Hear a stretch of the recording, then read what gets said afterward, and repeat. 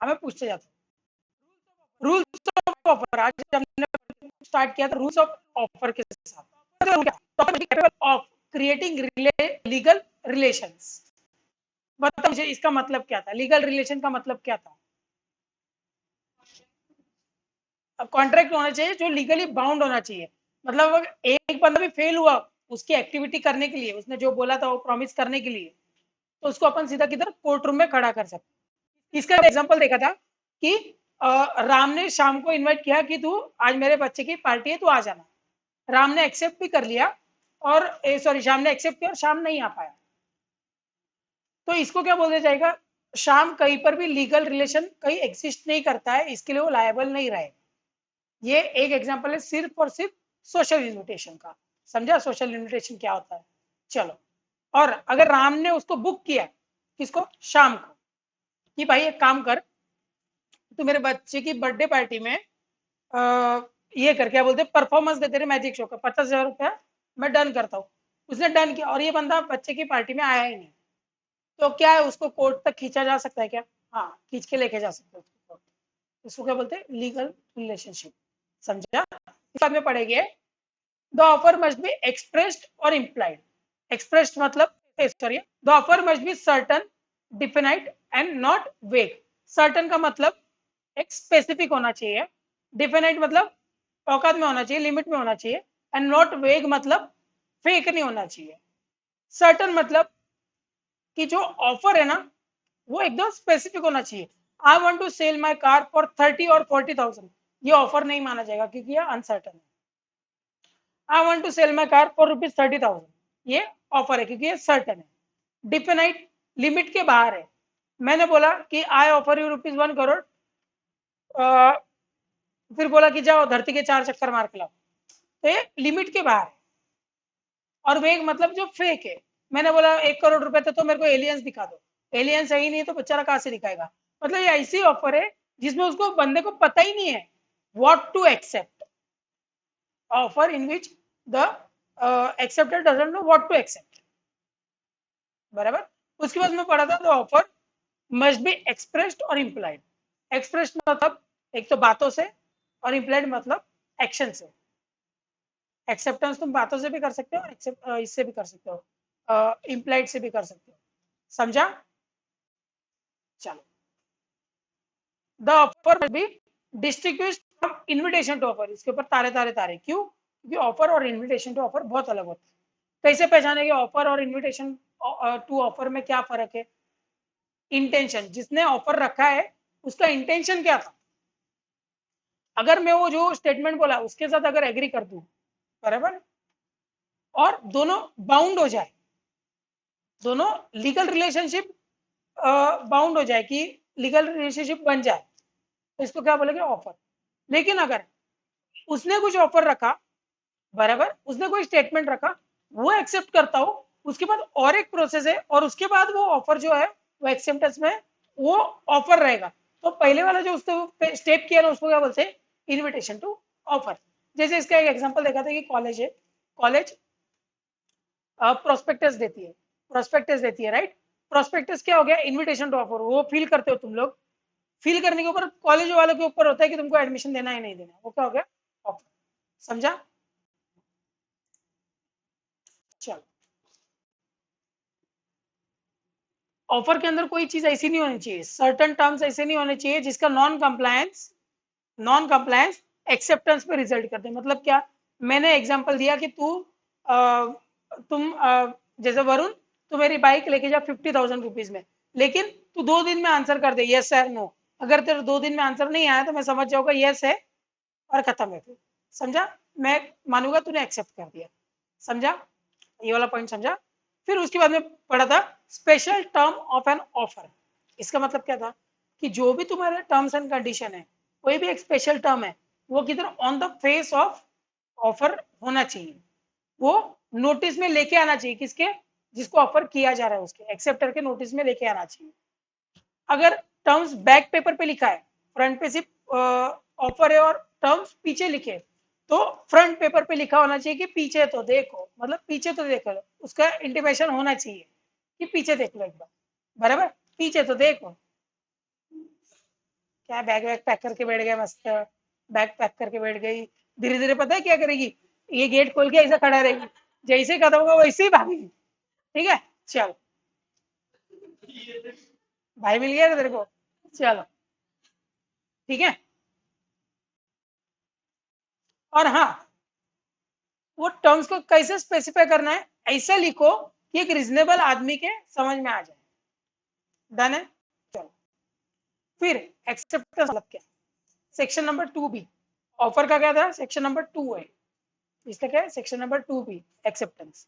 As per section 2B, the person to whom the offer is made signifies his assent, मतलब क्या, वो बताता है उसका अप्रूवल। सिग्निफाइज का मतलब क्या था, स्पीक, और एसेंट का मतलब क्या था, अप्रूवल। वो उसका अप्रूवल बताता है किसको, जिसने ऑफर किया उसको, तब जाके क्या होता है कि ऑफर जो थी वो एक्सेप्ट हो गई।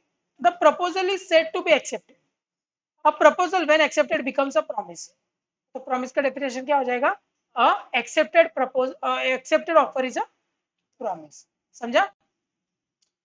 फिर रूल्स, एक्सेप्टेंस के कुछ रूल्स है, क्या है कि acceptance must be absolute and unqualified.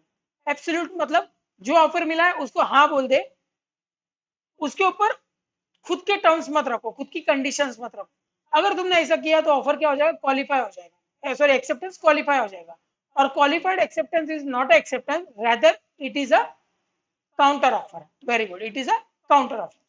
बराबर, ये क्या लिखा गया सेक्शन नंबर 7 में। सेक्शन नंबर 7 में क्या लिखा गया है, एन एक्सेप्टेंस टू बी, तो यहाँ पे जो लिखा है एन एक्सेप्टेंस टू बी, तो इसका जो डेफिनेशन है वो कहां से पकड़ा जाएगा, सेक्शन नंबर 2B में से। चलो, acceptance must be to as offer and acceptance should be response to an offer। जो ऑफर दिया गया उसको रिस्पॉन्स करो, जो ऑफर नहीं दिया गया उसको रिस्पॉन्स करने का कोई जरूरत नहीं। बराबर। एक अपन एक केस लॉ पढ़ा था जिसका नाम था लक्ष्मण शुक्ला वर्सेस गौरी दत्त। उसके अंदर क्या हो रहा था कि एक लड़की थी, उसका एक भांजा था, वो गुम हो जाता है। वो अपने सारे सर्वेंट्स को काम पे लगा लेती कि जाओ ढूंढ के आओ मेरे भांजे। 4-5 दिन कोई खबर नहीं आती है, तो उसको डर रहता है कि मेरा भांजा मिलेगा नहीं मिलेगा। वो क्या करती है, एक नोट छपवाती कि जो भी मेरा भांजा ढूंढ कर आएगा उसको 50,000 रुपए का गिफ्ट मिलेगा, रिवॉर्ड मिलेगा। जनरल पब्लिक ऑफर है क्योंकि एनी वन लिखा है, anyone who brings my nephew will get 50,000। अब क्या होता है, सर्वेंट, एक सर्वेंट को बच्चा मिल जाता है, वो बच्चा लेके आता है। सर्वेंट तभी की तभी पैसा नहीं मांगता, वो क्या करता है, तो कुछ दिनों के बाद पैसा मांगता है क्योंकि उसको पता नहीं होता है कि ऐसी भी कुछ ऑफर चल रही है। वो क्या करता है, वो घर पे जाता है, मस्त चिल करता है और फिर आता है कि मेरे को पैसा दो। तब गौरी दत्त क्या बोलती है, मैं नहीं दूंगी। फिर इसमें गुस्सा कौन हो जाता है, वो नौकर। नौकर क्या करता है, उसको कोर्ट में घसीट के लेके जाता है। गौरी दत्त जाती है, ये भी कोर्ट में जाता है। कोर्ट में डिशुम डिशुम होता है। बराबर। कौन जीतता है, गौरी दत्त, क्योंकि कोर्ट क्या बोलता है, भाई तूने बच्चा ढूंढा, क्या तूने इस ऑफर के लिए बच्चा ढूंढा क्या, तो बोलता नहीं। तो बोलता तूने जो ऑफर एक्सेप्ट ही नहीं की, तो उसके रिवॉर्ड्स भी क्या मिलेंगे तेरे को, ऑफर का एक्सेप्टेंस ही नहीं किया तूने, वो तेरे लिए तो ऑफर ही नहीं थी। तू तो ऑलरेडी वो चीज कर रहा था, तेरे लिए तो ऑफर ही नहीं थी। तेरे लिए ऑफर ही नहीं थी, तो एक्सेप्टेंस काय का उसके ऊपर ना, और रिवॉर्ड तो काय का ही। तूने एक्सेप्ट ही नहीं की वो ऑफर, क्योंकि वो ऑफर तेरे लिए थी भी नहीं, कि तू ऑलरेडी काम पे लग गया था। बराबर। Must be in the mode prescribe. Mode prescribe मतलब क्या, कोई भी कम्युनिकेशन मोड चलेगा, अगर कोई स्पेसिफाइड कम्युनिकेशन मोड अगर बताया गया है किसके अंदर, उस ऑफर के अंदर, तो उसी मोड से उसका आंसर आना चाहिए। मैंने तुमको बोला कि अगर तुमको क्लास क्लास ज्वाइन करना है, सीट्स फास्ट फिल हो रहे हैं, और तुमने क्या किया, और मैंने बोला फॉर्म है गूगल फॉर्म, वो भर दो, और तुमने क्या किया, मेरे को व्हाट्सएप पे भेजा कि मैं ज्वाइन कर रहा हूँ, और वो गूगल फॉर्म में ऑलरेडी 15 सीट भर गई, तुम लोग रह गए पीछे, तुमने मेरे पे केस डाला, तो क्या तुम जीत सकते हो क्या, नहीं।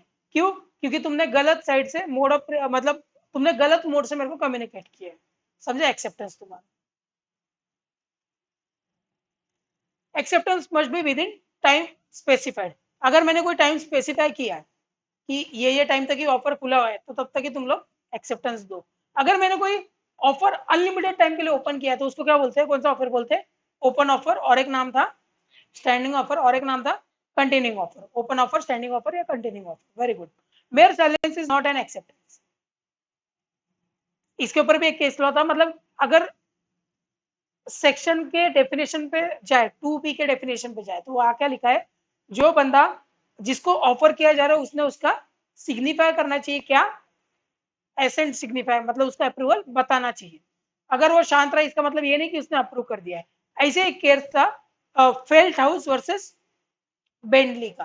क्या हुआ था कि ए ने बी को ऑफर किया है, क्या मतलब ए पकड़ लो तुम लोग बेंटली और बी पकड़ लो तुम लोग फेल्ट हाउस, कि उसने उसको बोला कि मैं 35 पाउंड में तेरा घोड़ा खरीदूंगा, बराबर।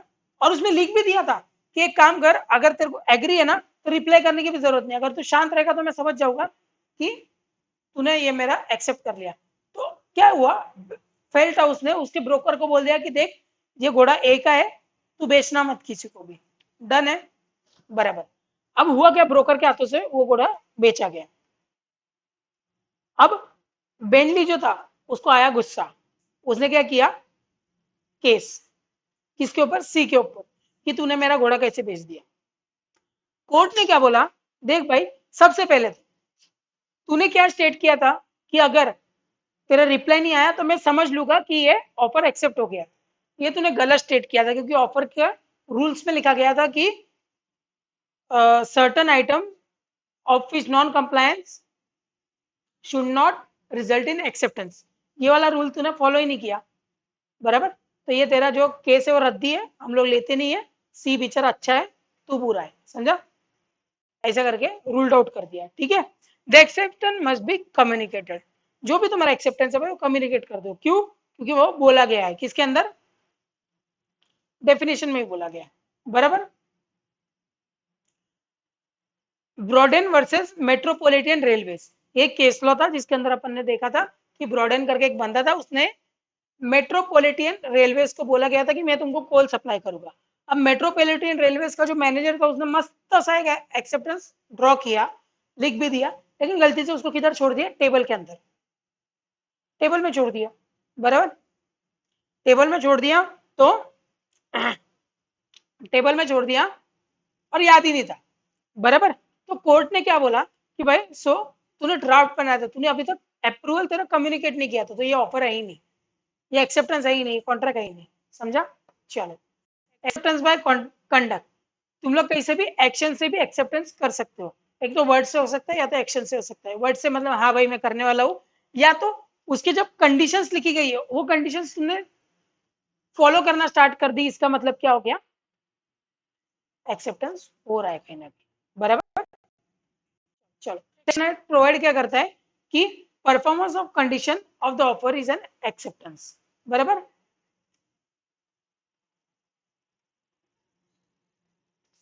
acceptance should be made by a person who has authority to accept।